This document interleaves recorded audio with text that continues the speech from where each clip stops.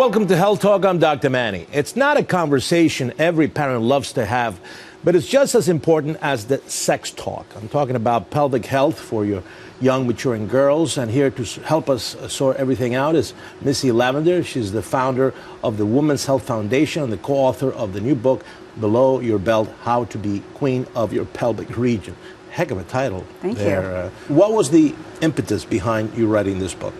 So Women's Health Foundation has been focused for the last 12 years in the pelvic health of women.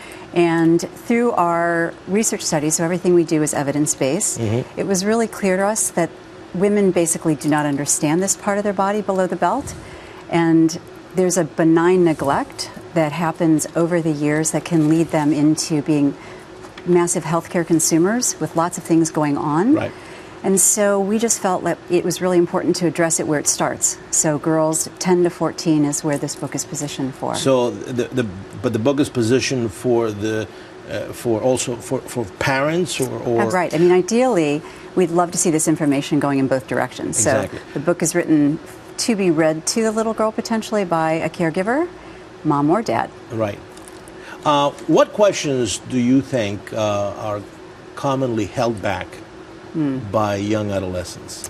Well, the first thing to understand is that the girls in our study were getting their periods but didn't really understand why. So what is that in my underwear? You know, cervical fluid, and how does that work during the month and what's it about? So exactly why am I having a period?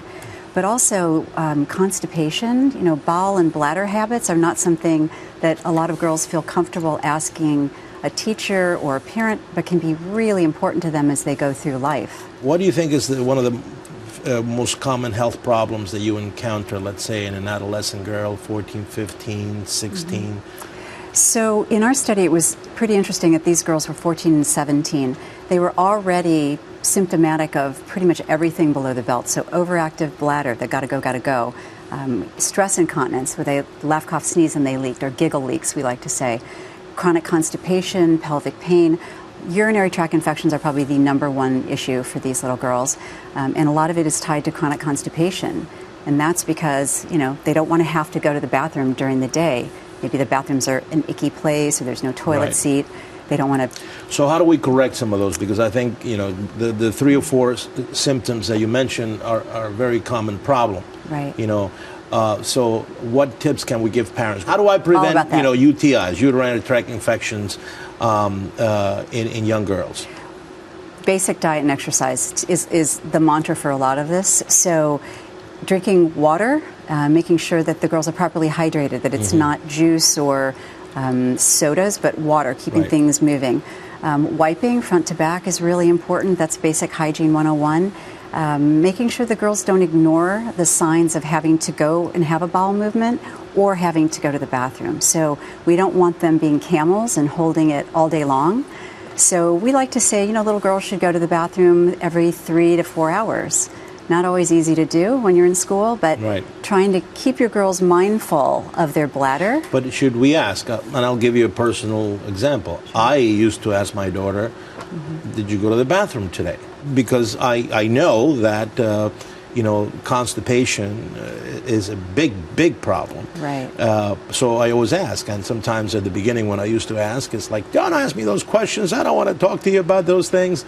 Right. But should parents talk about that? Oh my gosh, absolutely. And helping a little girl understand proper potty habits. I mean, the last time we were talked to about going to the bathroom was we were probably 3, trying to get into big girl panties or into the big kids class in preschool. So I think it's important all through your lifespan to have these conversations, but having the little girls know that you're interested is really important, and there can be an open dialogue. My daughter at 9 got recurrent UTIs because she's a camel and she never went to the bathroom. So we have a little game about, you know, how many hours has it been since she went to the bathroom? Right. So.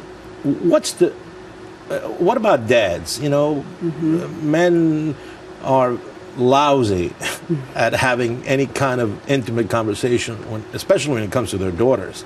Right. What do we have to teach men?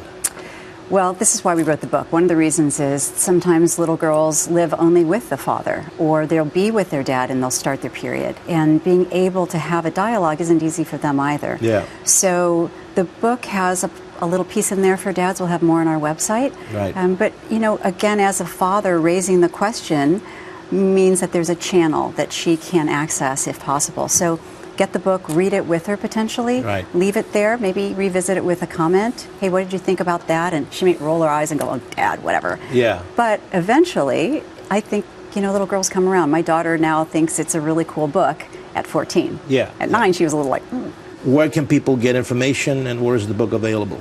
The book is available either through our website, belowyourbelt.org. All right, well, you got to get it. It's an important topic and really something that is a family discussion that needs to be had. Thank you so much for coming. Thank you so much for having me. And if you have any health questions, send an email to drmanny@foxnews.com. Until next time, I'm Dr. Manny.